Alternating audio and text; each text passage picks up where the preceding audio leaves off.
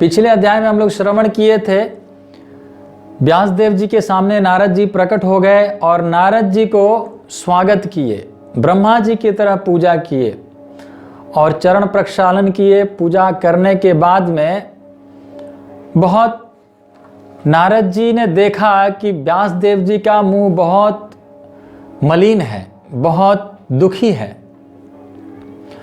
तो दूसरे नंबर श्लोक में, आज के 5वें अध्याय के दूसरे नंबर श्लोक में कहते हैं, पाराशर्य महाभाग भवतः कच्चिदात्मनः परितुष्यति शारीरा आत्मा मानस एववा। पाराशर्य महाभाग, हे पराशर नंदन। व्यासदेव जी के पिताजी का नाम है पाराशर। पाराशर ऋषि बहुत बड़े संत है, बहुत बड़े ऋषि हैं।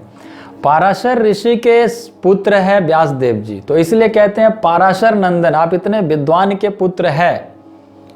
हे व्यासदेव जी, आप पाराशर जी के पुत्र है, पाराशर नंदन है आप। पाराशर्य महाभाग भवतः कच्चिदात्मन परितुष्यति शारीर आत्मा मानस एवं। आप मन और आत्मा को, मन और शरीर को आत्मा का, आत्म साक्षात्कार का उद्देश्य मान करके क्या आप संतुष्ट है? और चौथे नंबर श्लोक में कहते हैं कि निराकार का आपने ब्रह्म, निराकार ब्रह्म का आपने बहुत उल्लेख किया, बहुत प्रवचन किया आपने निराकार ब्रह्म का, और आपने उनसे, उन निराकार से प्राप्त होने वाले ज्ञान का भी बहुत विवेचन किया, बहुत व्याख्या की है आपने।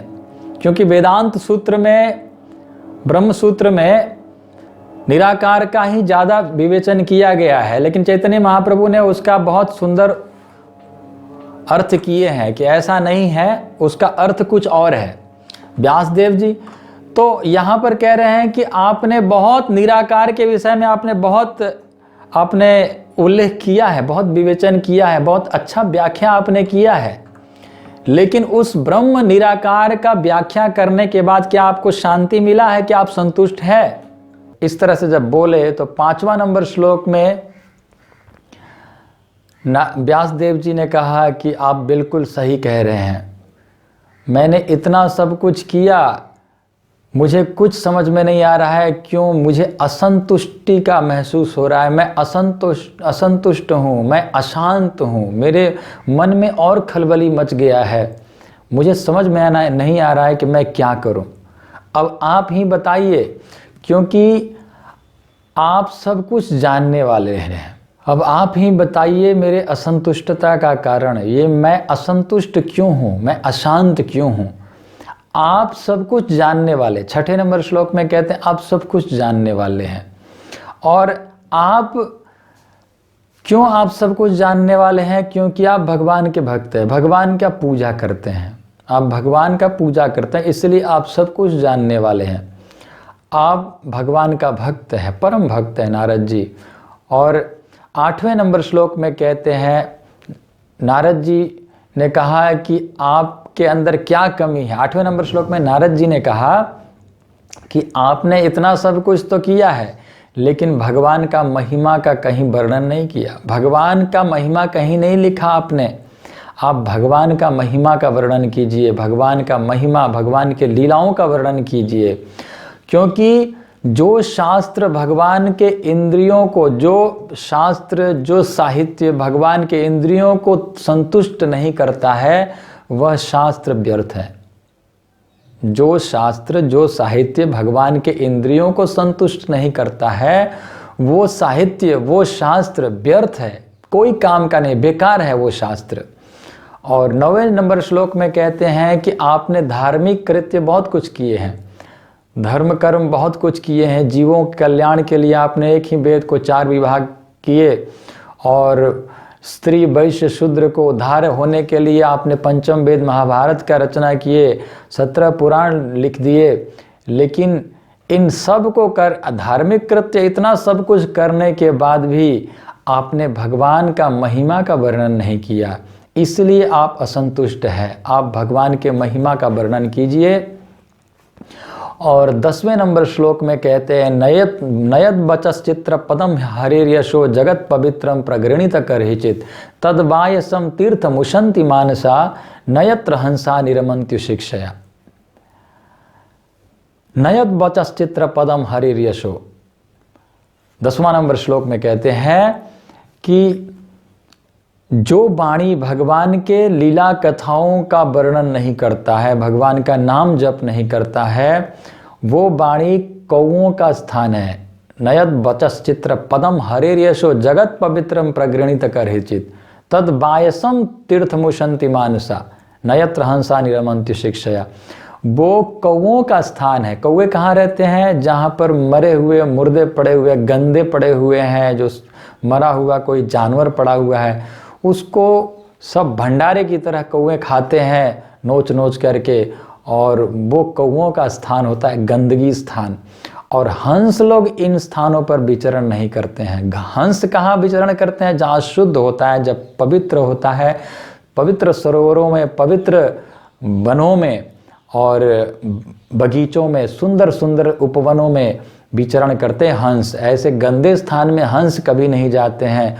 उसी तरह जिसके जिह्वा से, जिसके वाणी से भगवान का नामोच्चारण नहीं होता है, भगवान का नाम कथाओं का वर्णन नहीं होता है, वह जिह्वा जो है कौओं का स्थान है। और इन स्थानों पर परमहंस मुनि लोग कभी विचरण नहीं करते हैं। परमहंस लोग जो होते हैं वो शुद्ध तीर्थ स्थलों में, जहाँ पर भगवान के लीला कथा होता है, वहाँ पर विचरण करते हैं। और 11वां नंबर श्लोक में कहते हैं जो साहित्य नाम रूप और यश लीला, भगवान के इन नाम रूप लीला यश का वर्णन नहीं करता है, वह शास्त्र कितना भी व्याकरण सम्मत नहीं क्यों ना हो, लेकिन वह शास्त्र बेकार है। वह शास्त्र किसी काम का नहीं। अगर भगवान के लीला कथा का वर्णन नहीं है, भगवान के नाम रूप यश लीलाओं का वर्णन नहीं है, तो भले ही कितना भी कितना भी व्याकरण सम्मत हो, लेकिन वो शुद्ध नहीं है, वो सही नहीं है। और दूसरे तरफ यदि कोई शास्त्र है और उसमें व्याकरण सम्मत नहीं है, इतना शुद्धता नहीं है, उसमें लेखन शुद्ध नहीं है, लेकिन वो भगवान का लीला कथा है, तो वो श्रेष्ठ है, वो सबसे श्रेष्ठ है। और 12वें नंबर श्लोक में कहते हैं नैष्कर्म्यमप्यच्युत भाव वर्जितम न शोभते ज्ञानमलम निरंजनम। नैष्कर्म्यम अप्यच्युत भाव वर्जितम। निष्काम कर्म करने पर भी यदि व्यक्ति निष्काम कर्म कर रहा है, लेकिन वो अच्युत भाव वर्जित है, यानी कृष्ण भावना भावित नहीं है, भगवान कृष्ण को स्मरण करके, भगवान कृष्ण को सेंटर में रख करके यदि वो कर्म नहीं कर रहा है, तो उसका कर्म भी, उसका निष्काम कर्म भी व्यर्थ है, वो भी बेकार है। और 13वां नंबर श्लोक में कहते हैं कि आपका दृष्टि पूर्ण है, आप दृढ़ संकल्प है, आप अपने व्रत में दृढ़ हो, इसलिए आप लोगों को मुक्त कर सकते हो। आप प्रयास करो। व्यासदेव जी, आप पीछे मत हटो, आप जरूर लोक कल्याण कर सकते हो और आप करो। 14वें नंबर श्लोक में कहते हैं भगवान को छोड़ करके यदि कुछ भी वर्णन करते हैं, कुछ भी लिखते हैं, तो वो मन को आंदोलित करता है। कैसे आंदोलित करता है? तो जैसे किसी नदी में नौका बिना सहारे का आंदोलित होता रहता है, इस तरफ से उस तरफ, उस तरफ से इस तरफ, वो जिधर मन करता है उधर, जिधर हवा चलता है उधर बहते चलता है, उसका कोई सहारा नहीं होता। उसी तरह जो शास्त्र, जिस शास्त्र में भगवान का लीला कथा नहीं है, वो शास्त्र साहित्य व्यक्ति के मन को आंदोलित करता है, असहाय, सहारा न होने वाले नौका की तरह, और आश्रय विहीन नौका की तरह आंदोलित करता है। 15वां नंबर श्लोक में कहते हैं जुगुप्सितम धर्म कृतेनुशासतः स्वभाव रक्तस्य महान व्यतिक्रम यद्वाक्य तो धर्म इति तरस्थितो नमन्य तस्य निवारणम जन। जुगुप्सितम धर्म कृतेनुशासतः, व्यक्ति, लोगों के मन में पहले से ही पाप करने की प्रवृत्तियां हैं, पहले से ही पाप करने की प्रवृत्ति है। और आपने क्या किया, आपने और भी पाप करने का प्रोत्साहित किया लोगों को। वो कैसे, तो शास्त्रों में आपने कहीं कहीं पर ऐसा वर्णन किया है कि अश्वमेध यज्ञ करो, अश्व का सिर काट करके स्वाहा करो, गोमेध यज्ञ करो, गौ का सिर काट करके स्वाहा करो। आपने ऐसे ऐसे शास्त्रों में वर्णन किया है। ये शास्त्रों को दिखा करके लोग पाप करेंगे, इसको दिखा करके लोग बोलेंगे देखो शास्त्र में लिखा है, और सिर काट करके स्वाहा करेंगे, बाकी शरीर को प्रसाद बना करके खाएंगे। तो पाप करने के लिए आपने और उत्साहित किया है लोगों को। वैसे व्यासदेव जी जो बलि के विषय में, जो बलिदान के विषय में जो भी वर्णन किए हैं शास्त्रों में, वो निवृत्ति परक है, प्रवृत्ति परक नहीं है। ऐसे नहीं कि खाने के लिए, उन्होंने छोड़ने के लिए बता। अगर किसी को खाने की इच्छा है तो आप अश्वमेध यज्ञ करो, मांस खाने की इच्छा है तो अश्वमेध यज्ञ करो। और अश्वमेध यज्ञ पूरे संसार पर विजय प्राप्त करने के बाद में एक अश्वमेध यज्ञ होता है, और तब जाकर एक अश्व कटेगा। और वो भी उस समय बहुत बड़े बड़े विद्वान ब्राह्मण लोग होते थे, और वो ऐसे मंत्र पढ़ते थे कि वो जिस अश्व का सिर काट कर डाला जाता है वो तुरंत देव शरीर प्राप्त करके वो जाता हुआ दिखता था, भगवान का साक्षात भगवान के पार्षद का रूप प्राप्त करके वो भगवान के धाम जाते हुए दिखता था। तो ऐसा शुद्धता था उनके अंदर में, वो करते थे। इसलिए इस कलयुग में ना मंत्र शुद्ध है, ना यज्ञ कराने वाले शुद्ध है, किसी में शुद्धता नहीं है। इसलिए इस कलयुग में बलि प्रथा बंद है। अश्वमेध गवालंबम संन्यासम फलपैतृकम देव ऋण सुतोत्पत्ति कलौ पंच विवर्जित। कलयुग में 5 वर्जित है। क्या क्या, तो अश्वमेध, अवश्य अश्वमेध यज्ञ वर्जित है। अश्वमेध यज्ञ कलयुग में नहीं करना है, मना है। अश्वमेधम गवालंबम, गोमेध यज्ञ भी मना है, गोमेध गवालंबम। संन्यासम, संन्यास भी मना है। आजकल जो संन्यास ले रहे हैं ये प्रचार के लिए ले रहे हैं, क्योंकि सन्यासी को लोग ज़्यादा मान जान करते हैं।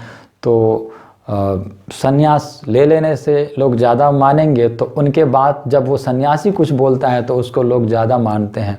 तो प्रचार के लिए सन्यास लिया जा रहा है, लेकिन वैसे कलयुग में सन्यास नहीं है। संन्यासम फलपैतृकम। और तीसरा है पितृ पूजा। पितृ पूजा जो है वो पितृ पूजा इस कलयुग में बंद है, कलयुग में वर्जित है। पितरों के लिए श्राद्ध करो, तर्पण करो, समय पर उनका जब तिथि हो, और श्राद्ध पक्ष में, पितृपक्ष में करो, लेकिन सारा साल भर रोज रोज नहीं करना है। पितरों के लिए हमेशा दिन रात रोज रोज नहीं करना है, जब उनकी तिथि आए तब कर सकते हैं। अश्वमेधम गवालंबम संन्यासम फलपैतृकम देवऋण सुतोत्पत्ति। और देवर के द्वारा संतान उत्पत्ति भी वर्जित है। अन्य युगों में हुआ करता था कि यदि पति मर गया तो उस वंश को आगे बढ़ाने के लिए देवर से भी संतान उत्पत्ति किया जाता था, लेकिन इस कलयुग में ये भी वर्जित है। तो अश्वमेधम गवालंबम संन्यासम फलपैतृकम देवऋण सुतोत्पत्ति कलौ पंच विवर्जित। इस कलयुग में 5 वर्जित है। तो ये बलि प्रथा जो है वो कलयुग में नहीं है। इस कलयुग में कोई बलि नहीं चढ़ाना चाहिए। और 17वां नंबर श्लोक में कहते हैं त्यक्त्वा स्वधर्मम चरणाम भुजाम हरे भजन न पकोत्थ पतित ततो यदि यत्रक्व वा भद्रम भूद मुष्य किम कोआर्थ आप्तो भजताम स्वधर्मतः।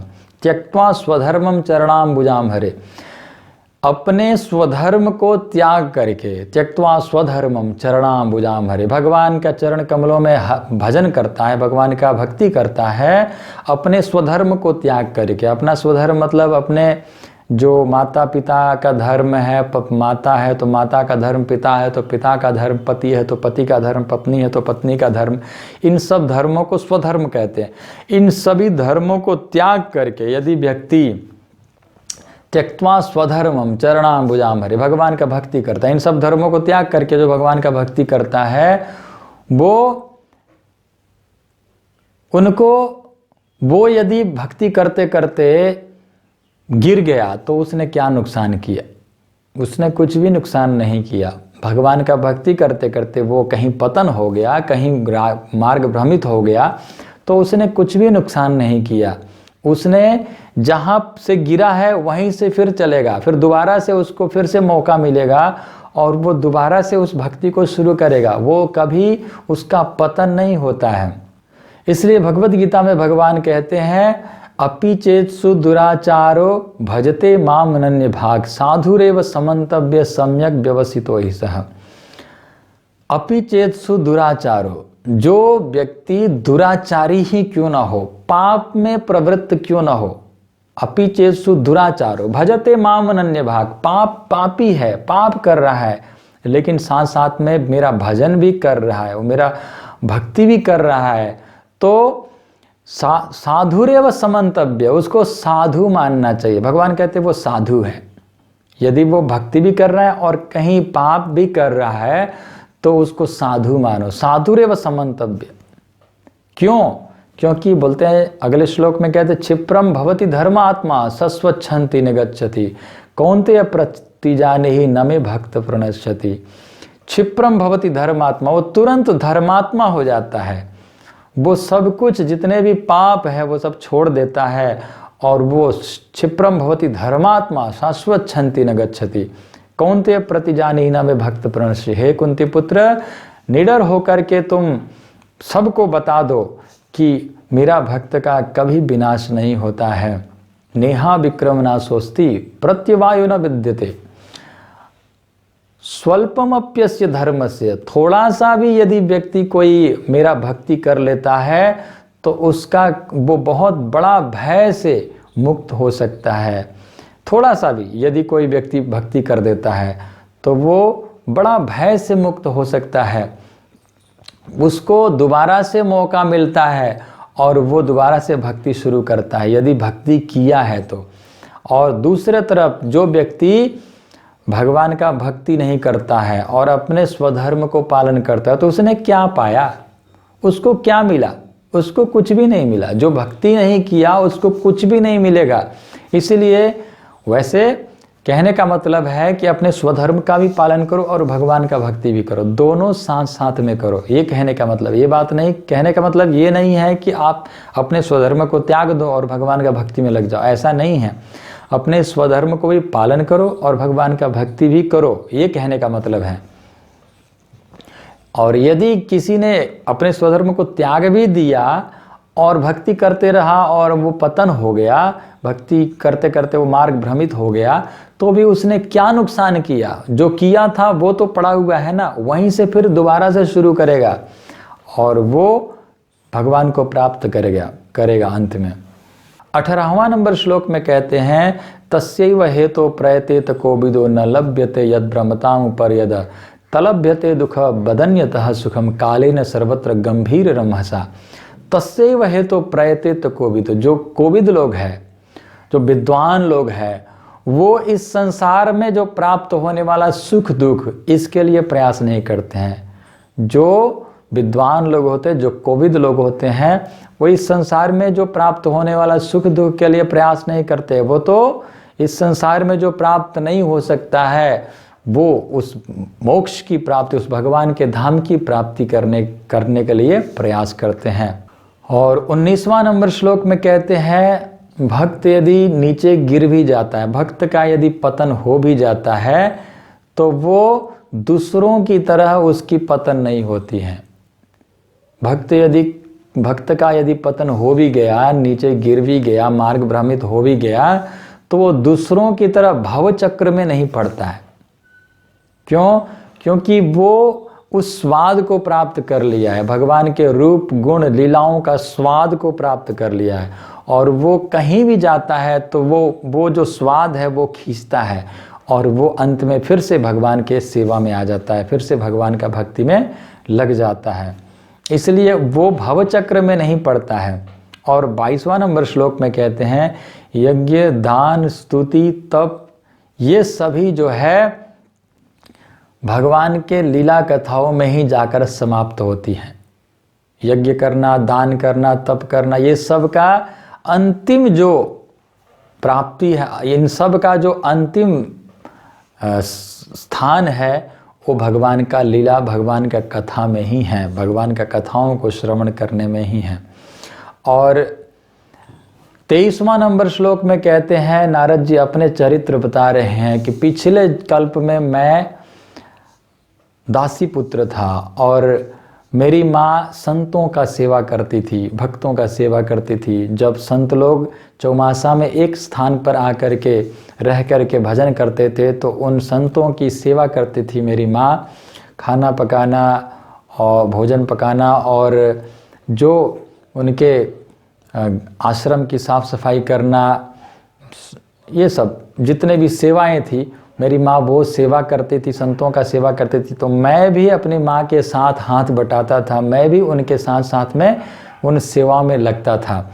तो इस तरह धीरे धीरे जब उन संतों का सेवा करते रहा और कहते हैं सेवा करते करते मैं 24वां नंबर श्लोक में कहते हैं कि मैं इंद्रिय जीत हो गया, इंद्रिय पर विजय प्राप्त कर लिया और मैं शांत था। बाकी बच्चे खेल कूद में लगे रहते थे, खेल कूद करते थे, लेकिन मैं नहीं खेलता कूदता था, मैं शांत था।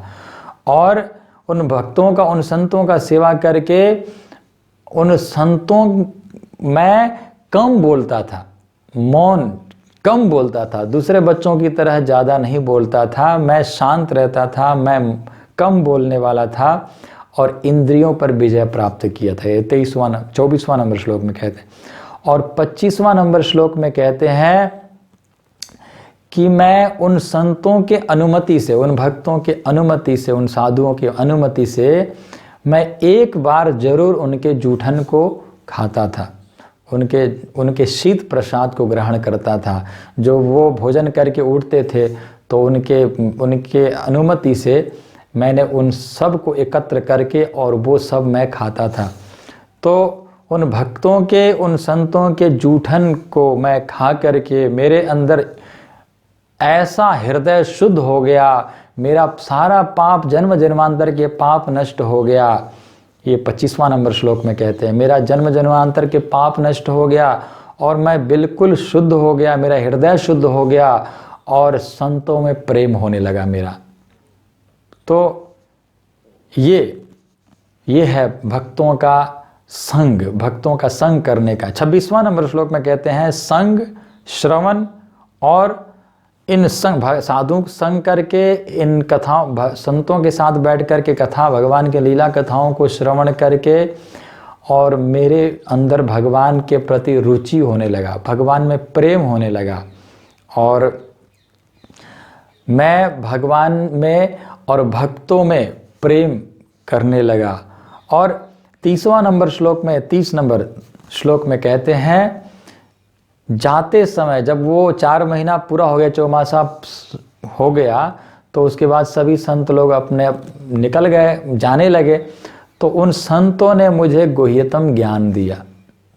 कैसा गुह्यतम ज्ञान? तो जो उपदेश भगवान देते हैं, जो भगवान जिस ज्ञान को देते हैं वो ज्ञान वो संतों ने मुझे दिया और तब से मैं आज तक भगवान का भजन कर रहा हूँ। हे व्यासदेव जी, आइए हम लोग भी, आप भी भगवान का नाम कीर्तन करिए। और 37वां नंबर श्लोक में कहते हैं कि आइए हम लोग भी भगवान का नाम कीर्तन करते हैं। वासुदेव, संकर्षण, प्रद्युम्न और अनिरुद्ध, ये भगवान के स्वरूपों का, इन भगवान के स्वरूपों का हम लोग नाम कीर्तन करते हैं। तो इस तरह से इस अध्याय में ये संक्षेप में श्रवण किए हैं आप लोगों ने।